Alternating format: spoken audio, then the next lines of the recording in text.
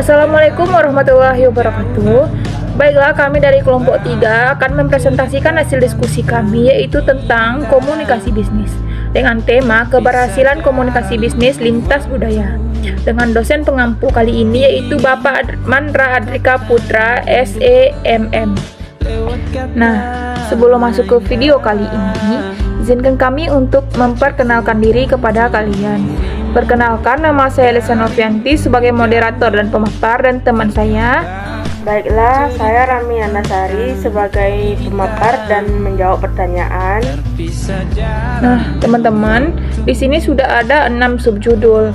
Nah, subjudul yang pertama akan dibacakan oleh Saudari Rahmi.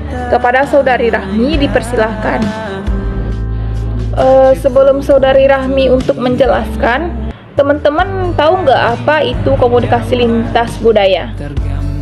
Pengertian komunikasi bisnis lintas budaya adalah komunikasi yang digunakan dalam dunia bisnis, baik itu komunikasi verbal maupun non-verbal, dengan memperhatikan faktor-faktor budaya di suatu daerah, wilayah, ataupun negara.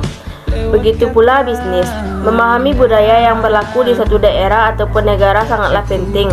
Pelaku bisnis harus memahami produk-produk musiman yang ada di daerah ataupun negara tersebut. Pentingnya komunikasi bisnis lintas budaya sangatlah penting, apalagi dalam dunia bisnis yang terjadi pada saat sekarang ini. Sebab dengan adanya memahami perbedaan budaya akan membantu dalam berkomunikasi dan menangani konflik lintas budaya yang terjadi. Selanjutnya yaitu definisi budaya. Budaya sama dengan gaya hidup yang berkembang dalam suatu kelompok atau masyarakat yang diwariskan secara turun-temurun dari generasi ke generasi berikutnya. Baiklah, di sini saya akan melanjutkan untuk menjelaskan yaitu tentang komponen budaya. Nah, di sini sudah ada 3 menurut para ahli.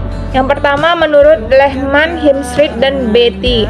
Nah, menurut ketiga para ahli ini, komponen budaya terdiri dari nilai, norma, simbol, bahasa, dan pengetahuan.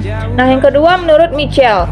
Nah, menurut Mitchell ini, komponen budaya terdiri dari bahasa, kepercayaan atau keyakinan, sopan santun, adat istiadat, seni, pendidikan, humor, dan organisasi sosial.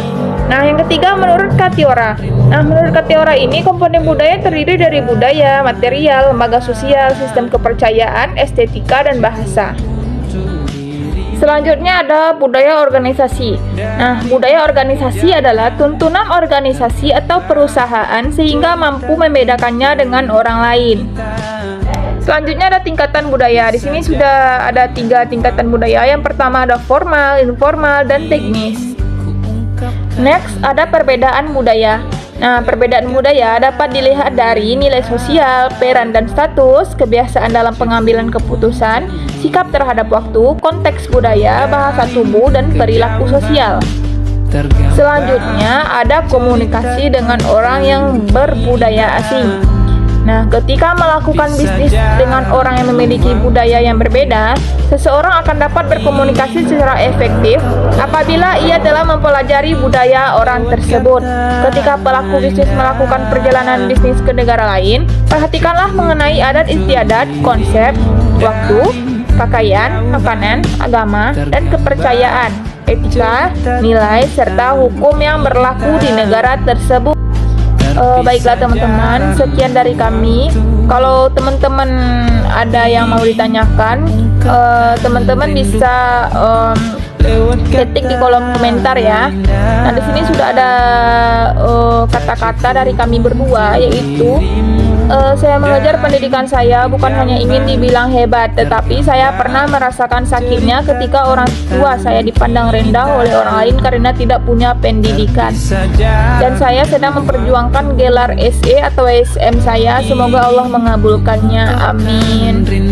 Sekian dari kami. Assalamualaikum warahmatullahi wabarakatuh. Tak cukup untuk dirimu.